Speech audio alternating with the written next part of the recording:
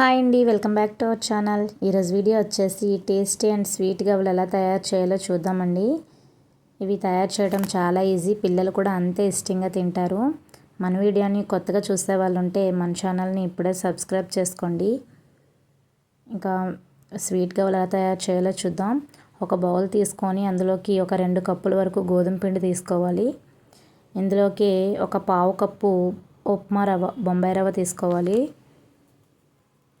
ఇందులోకి టేస్ట్కి సరిపడా ఒక 1/2 టీ స్పూన్ సాల్ట్ అనేది వేసుకోవాలి.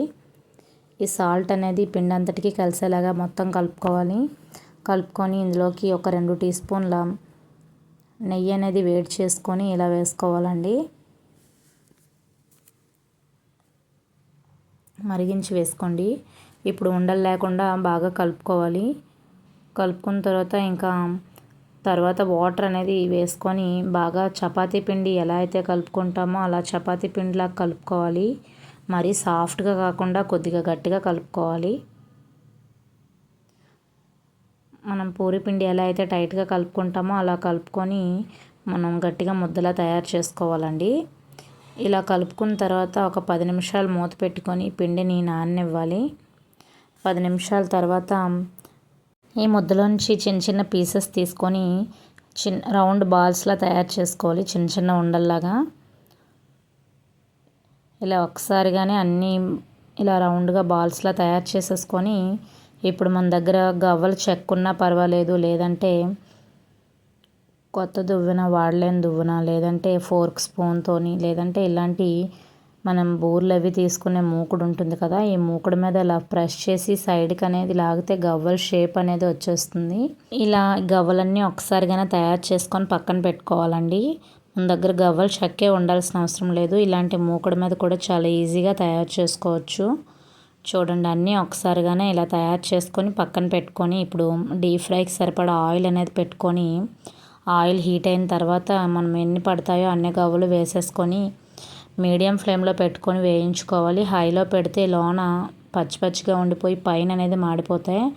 అందుకని మీడియం ఫ్లేమ్లో పెట్టుకొని అటు ఇటు తిప్పుతా వేయించుకోవాలి. ఇలా గోల్డెన్ బ్రౌన్ కలర్ వచ్చే వరకు వేయించుకొని పక్కకు తీసేసుకోవాలి. ఇప్పుడు మనం పాకంకి ఒక కప్పు బెల్లం తీసుకొని ఇందులోకి ఒక 1/2 కప్పు వాటర్ అనేది వేసుకోవాలి, 1/2 కప్పు వాటరు. బెల్లం అంతా కరిగేలాగా మీడియం ఫ్లేమ్లో పెట్టుకొని బెల్లం అనేది కరిగించుకోవాలి.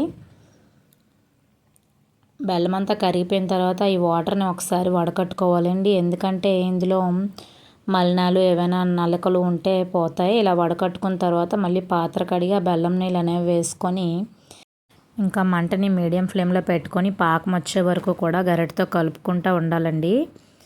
పాకం వచ్చిందో లేదో అనేది చూసుకోవటం కోసం కొంచెం వాటర్ తీసుకొని ప్లేట్లో ఆ బెల్లం నీళ్ళు అనేవి వేసామనుకోండి, ఇలా తీగలాగా వచ్చి తీగ పాకం రావాలి. బెల్లం నీళ్ళు అనేది చెదిరిపోకుండా ఇలా వస్తే, ముద్దలా వస్తే ఇంకా పాకం వచ్చేసినట్టే. ఇంకా స్టవ్ ఆఫ్ చేసేసుకొని ఇంకా పాకంలో ఈ వేయించుకున్న గవ్వలనే వేసేసుకోవాలి. పాకం గవ్వలన్నింటికి పట్టేలాగా ఇలా కలుపుకొని వేరే ప్లేట్లోకి తీసేసుకోవడమేనండి. అంతే, ఎంతో టేస్టీ అండ్ స్వీట్ హెల్తీ గవ్వలు రెడీ అయిపోయినాయి. చేయటం చాలా ఈజీ, పిల్లలు కూడా అంతే ఇష్టంగా తింటారు. మన వీడియో నచ్చితే లైక్ చేయండి, మన ఛానల్ని సబ్స్క్రైబ్ చేసుకోండి.